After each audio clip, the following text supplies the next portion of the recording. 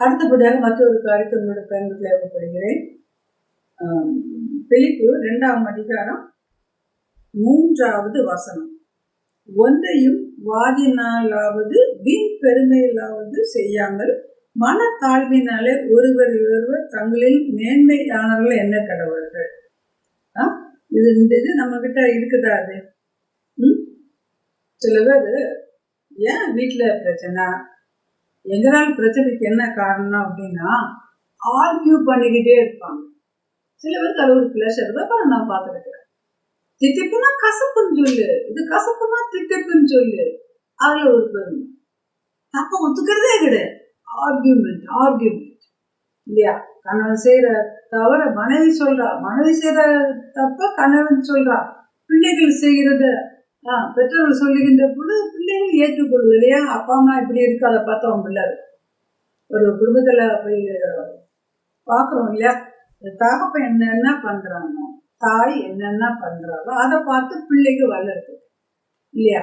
அப்படிதான் வளருதுங்க என்று நம்ம ஆராய்ந்து பார்ப்போமா? ஆண்டவரே தேவரே, இப்பொழுதும் கூட ஆண்டவரே, எத்தனை முறையப்பா சாப்பிட்டுட்டே இருக்கிறாங்க, உடனே பிளேட்டை தூக்கி எரிஞ்சிட்டு போயிடுறாங்க. ஏன்? மனைவி சொல்ற தவறுகளை கணவனால் பொறுத்து கொள்ள முடியவில்லை. எங்க போனீங்க, ஏன் இவ்வளவு லேட், எங்க போயிட்டு வரீங்க, அவ்வளவுதான் தூக்கி எறிஞ்சிட்டு போயிட வேண்டியது. அதோட என்ன பண்ணலாம்? அமைதியா உட்காந்துட்டு சூழ்நிலை யோசித்து பாருங்க இல்லையா? அமைதியா உட்கார்ந்து நம்ம ஜெபம் பண்ணி அந்த செலுத்துகின்ற பொழுது வாக்குவாதம் இல்லாதபடி எத்தனையோ கணவன்மாரை மனைவிகள் ஆதாயம் பண்ணி கொள்கிறார்கள் இல்லையா? ப்ரே பண்ணுவோம் இல்லையா? வீண் பெருமையெல்லாவது செய்யாங்க. வீண் பெருமை அப்பா அசந்து போயிடும். ஒவ்வொருத்தருடைய பெருமையை பார்த்து வீண் பெருமை இங்க ஒன்றும் இருக்காது, ஆனா பண்ற பந்தாவை பார்த்தா இல்லையா அப்பா வீண் பெருமை இருக்கிற பட்சத்தை உனக்கு ஐயோ தான் இல்லையா? வீண் பெருமை வேண்டாம். வீண் பெருமையில்லாவது செய்யாமல் மனத்தாழ்வினாலே ஒருவர் தங்களின் மேன்மையாளர்கள் என்ன கடவுள்கள். இந்த மனத்தாழ்மை இருக்குதா இல்லையா? ஹம்பிளா இருக்கிறோமா? நம்மை காண்கிறோம் இயேசுடைய அன்பை பார்க்கிறார்களா, மனத்தாழ்மையை பார்க்கின்றார்களா? மனத்தாழ்மையினால ஒருவர் தங்களின் மேன்மையானவர்களா என்ன கடவுள்கள் இல்லையா? மற்ற பணி செய்யற இடங்கள்ல திருச்சபையில என்ன நம்ம பாக்குறோம்? மனத்தாழ்மை இல்லையா? பெரிய பந்தா பண்ணிட்டு அப்பா பாலிடிக்ஸ், பயங்கர பாலிடிக்ஸ், மனத்தாழ்மை இல்லை. ஆல்டர்ல போய் பந்தா பண்ணிக்கிட்டு இருக்கிற இல்லையா? கொடுக்கறத கம்மி, நாங்க எங்க இப்படி ஹையா காமிச்சிட்டோமா, அப்புறம் என்ன பண்ண ஐயோ தான் இல்லையா? மனத்தாழ்மை நமக்கு இருக்கணும் இல்லையா? கொடுக்கறது சாப்பிடுறது விவசாயம், ரத்தம், அவருடைய சரீரம், அங்கேயும் கூட மனத்தாழ்மை இல்லாதபடி அதுலயும் பெருமையா இருந்துகிட்டு பரிதாபமான ஒரு நிலைமை. ஒருவர் தங்களில் நேர்மையானவர்கள் என்ன கடவுள்கள். ஒருத்தர் ஒரு வித்தியாசமா இருக்கிறாங்க. நம்ம மற்றவங்களுடைய நல்ல நிலைமையை பார்த்து நம்ம கத்துக்கு தோற்றம் செலுத்த வேண்டுமே தவிர நாம் பெருமைப்பட்டு கொண்டு அவர்களை விட நாம் பெருமையா இருக்க வேண்டும் நினைக்கின்ற பட்சத்தில் அது பரிதாபமான ஒரு காடு.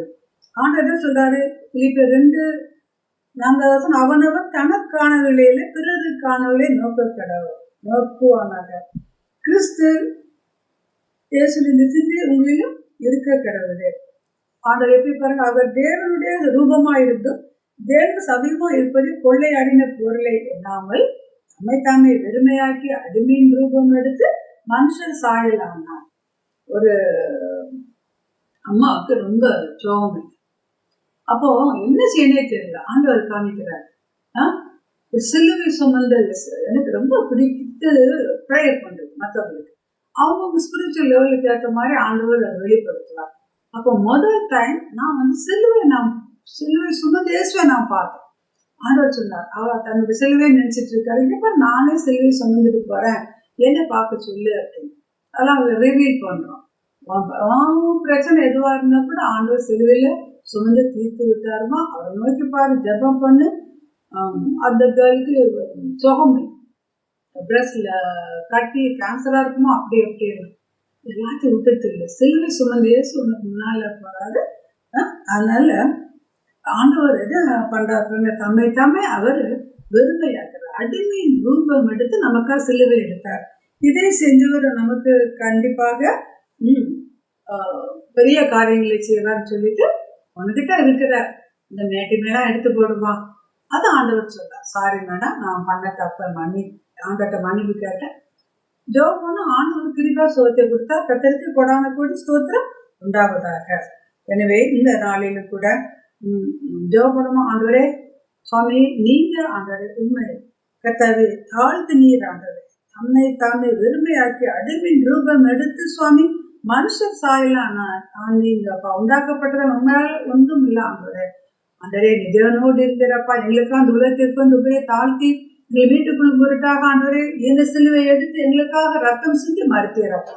இந்த சிந்தனை எனக்கு வரட்டும். ஆமீன், ஆமீன்.